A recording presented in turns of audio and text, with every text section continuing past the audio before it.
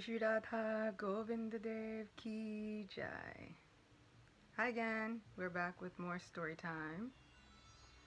I got a lot of requests for today's story.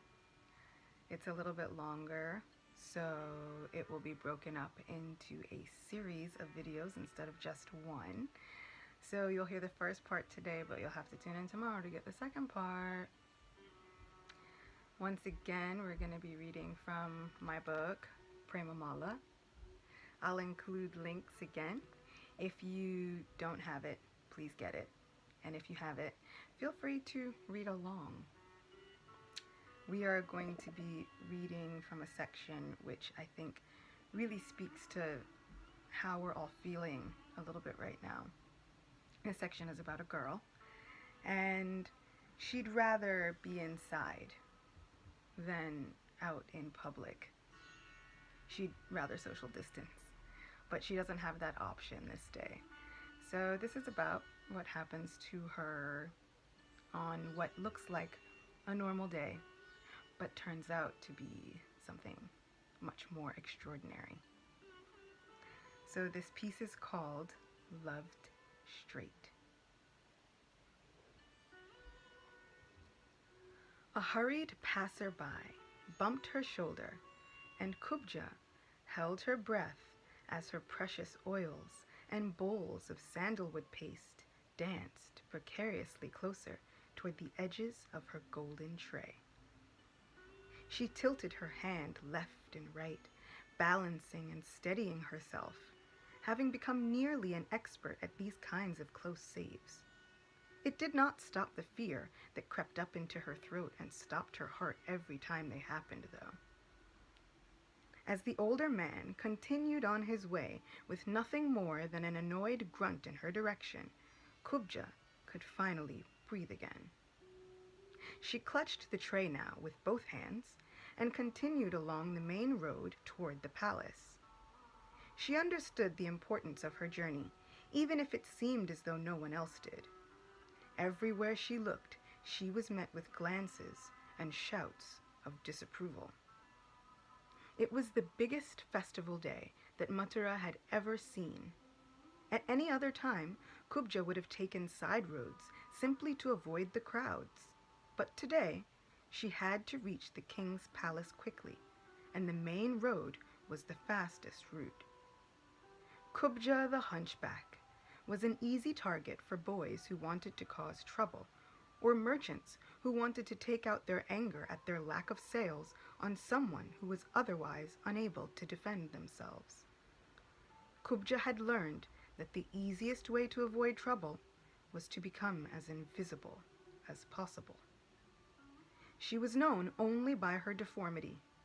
Hardly anyone took the time to get to know anything else about her. Kubja was used to it now. If it caused her no trouble, then she was fine with being unknown, even if her existence was lonely. She passed stalls with silken, brocade blouses in a rainbow of colors that she would never wear. Her misshapen back hunched her over, obscuring a good part of her view, causing a limp in her gait, and making it impossible for a tailored blouse to cover her upper body. She made do with cotton cloth wrapped around her chest and thick fabric of her upper mantle to cover her head and what would have been exposed of her back with its lumps and scars. Kubja kept her eyes rooted to her tray and her ears sharp as she hobbled past the many stalls. It was useless dreaming. Dreams didn't come true. Not for girls like her. She hurried along toward the palace with determination in her eyes. She would go to the palace, deliver her goods, and then rush back home to where it was safe.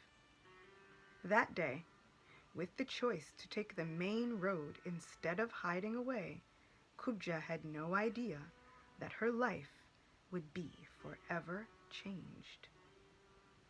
She heard laughter and began to move herself to the side of the road. It was better to stay as close to the edges as possible. That way, others wouldn't be able to bump into her as much, whether by accident or on purpose. She had already saved her oils and pastes once. She wasn't sure she would be so lucky the next time. His feet were what caught her attention first. They were in her path, and surrounded by so many others, there was no way for Kubja to avoid them. But they also looked magically tender. They walked through the city barefoot. She glanced down the row of boys that blocked her path. They all walked the city barefoot. It was so different from the city folk who took pride in their jeweled sandals and fancily embroidered shoes. Kubja took a moment to deliberate. She wanted to run, to hide herself, but there was nowhere to go. She was cornered. Resigned, she lifted her eyes from his exquisitely soft-looking feet with their gem toe rings and their gentle reddish hue, and finally set her eyes on the most handsome face she had ever seen. He was dark, like a sapphire jewel at night, but he seemed to glow with an internal brilliance. Oh! Kubja couldn't help the gasp that escaped her, and her hand flew to her mouth. She balanced her tray with her other hand, still aware that if her oils fell, she would face a much worse predicament than the one she currently found herself in. Although she was looking at his face, with its curling locks of hair that kissed his round cheeks, and his warm brown eyes that drew her in until Kubja could hardly remember her own name, nothing could have prepared her for the sound of his voice. And that's it. You're gonna have to tune in tomorrow for part 2. Sorry! But it's so much funner this way. So if you enjoyed it, share it with your friends, hit that like button, and I will see you tomorrow with part 2.